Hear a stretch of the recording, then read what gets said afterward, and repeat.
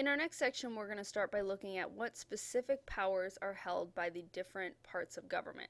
So we're going to start with what powers are given to the national government in the Constitution. This top row refers to the most basic type of power given to the national government, the expressed powers, or the enumerated powers, which basically means the powers explicitly granted to Congress in the Constitution. They are specifically listed. We can read them. They're in Article 1, Section 8, and they are things like declaring war, coining money, levying taxes, regulating interstate commerce. These are the powers specifically given to the national government. To get more complicated, though, there are also implied powers in the Constitution, which I talked about in the last video clip a little bit. There's a part of the Constitution called the Necessary and Proper Clause in Article 1, Section 8. It's also known as the Elastic Clause, which says that Congress can do whatever is necessary and proper to carry out those expressed powers. So this has been interpreted to believe that Congress has assumed other powers that are implied in the Constitution to better carry out their express powers. And you may know that implied means hinted at. It's not specifically stated, but hinted at. But then we had the court case McCullough versus Maryland, which really verified that the national government does have those implied powers in the necessary and proper clause. And some examples are things that Congress has done that aren't specifically listed in the Constitution but are implied to be their power based on what the express powers tell them to do. Regulating telecommunications, building interstate highways, and often these things have been expanded through the Commerce Clause through that court case Gibbons versus Ogden. So remember how we said the Constitution is a kind of a living document, that they didn't know everything Congress would need to do when they wrote it? They put in this necessary and proper clause so as time went on, people could decipher what new things that Congress would need to do for the people that they didn't know back then. The last type that Congress is given are inherent powers. The word inherent means basically just a given. It doesn't need to be stated. And really, these are powers that are inherent to any sovereign nation, that no matter what country you are, if you are in control of yourself, you have these powers. And the preamble hints at these, but basically, they are the power to defend itself from foreign and domestic enemies. Like, no matter what, if you're a country, if somebody attacks you, you can defend itself, and that doesn't have to be stated in the Constitution. So these are three of the main types of powers given to the national government. Next, we're going to look at some other types of powers that incorporate the states a little bit more. The first is reserved powers. Reserved powers are those not given to the national government and not prohibited to the states. The 10th Amendment says that any power not given to the national government is reserved to the states. So that's how we get the fact that we have state governments that can do things that the national government doesn't do. Some examples are that they have to create a Republican form of government, they can charter local governments, they get to conduct elections, they get to issue licenses, like professional licenses. They also do things like education. So these are all state powers. The next one is a concurrent power, which is a power shared by the national and state government. These are things that both get to do. Some examples are taxing, borrowing and spending, establishing courts, passing and enforcing laws, and protecting rights. So states get to do all these things too, as long as they're not contradicting the national government. And last but not least is prohibited. These are powers that the national government cannot do according to Article 1, Section 9. Powers prohibited to the national government. They cannot suspend the writ of habeas corpus, which we're talking about this week, and they can also not tax exports. So those are some explanations of powers in the national government. And here are some more things in the Constitution that remind us of our national government's powers. We have, in the Constitution, states have obligations to one another as well as to the national government. The Full Faith and Credit Clause says that each state must recognize official documents and judgments rendered by other states, according to Article 4, Section 1 of the Constitution. What that means is that states must, if you're married in one state, accept that you're married in other states. There's, of course, the exception of the whole gay marriage thing, which we'll talk about in class. Also, things like your birth certificate should be valid in one state and another. Your driver's license, you don't have to get another driver's license to drive in another state. So they have to recognize the legal documents of one state to another.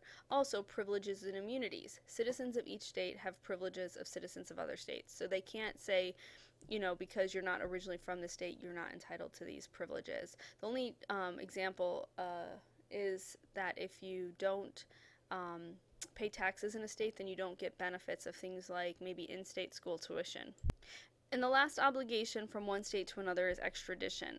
A state must return a person charged with a crime in one state to another state for punishment. So those are the things that states have to give to one another according to the Constitution.